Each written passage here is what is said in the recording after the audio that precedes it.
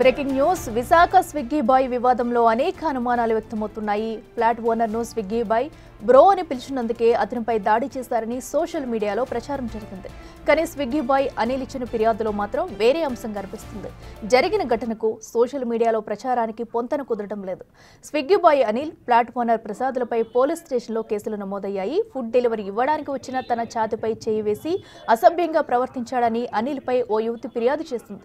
Oxygen టవర్స్లో delivery boy మీద జరిగినటువంటి దాడికి సంబంధించి రెండు పక్షాలు కేసులు పెట్టినటువంటి పరిస్థితి ఉంది.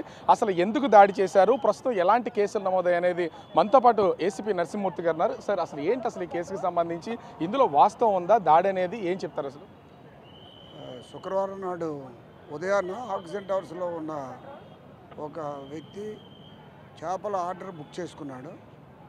ఆ ఆర్డర్ డెలివరీ చేసిన సమయంలో కొంచెం మిస్కమ్యూనికేషన్ అయ్యి వాళ్ళ మధ్య వాగ్వివాదము, గొడవ అయింది. దాని తర్వాత ఆ గొడవ తర్వాత కిందకు వచ్చి ఆ యజమాని ఈ స్విగ్గీ బాయ్ని కొట్టడం అనేది జరిగింది. ఎందుకు కొట్టారంటే ఆ ఇంట్లో ఉన్న సర్వెంట్ మేట్తో ఈయన మిస్బిహేవ్ చేశాడని అందుకు కొట్టానని చెప్పేసి అన్నారు. దాని మీద ఇరు వర్గాలు కూడా కంప్లైంట్ చేశాయి. కంప్లైంట్ చేస్తే కేసులు నమోదు చేశాము. నేను సాయంత్రం కేసులు నమోదు చేశాము, దర్యాప్తు చేస్తున్నాము. సార్, అసలు అంటే స్విగ్గీ బాయ్కి సంబంధించి డెలివరీ బాయ్కి బట్టలు ఓడదీసి కూర్చోబెట్టారు అనేది అసలు ఇందులో వాస్తవం ఉందా?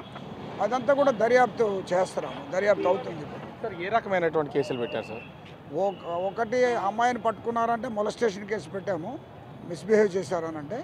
ఇంకొక ఆయనకి కొట్టారనంటే ఆ హర్ట్ కేసు, ప్లస్ ఆయన SC/ST కమ్యూనిటీ మెంబర్ ఆయన కాబట్టి అది కూడా నమోదు చేశాం. అంటే ఇప్పుడు ఇతను ఎవరు, డెలివరీ బాయ్ SC/ST కాబట్టి ఆయన SC/ST కమ్యూనిటీ మెంబర్ కొట్టారని కంప్లైంట్ ఇచ్చారు, దర్యాప్తు చేస్తున్నాం. అంత కూడా ఇప్పటి వరకు అయితే ఏంటి అనేది ఇంకా దర్యాప్తులో దర్యాప్తు చేస్తున్నాం. చేశాక మీకు చెప్తాం వివరాలన్నీ.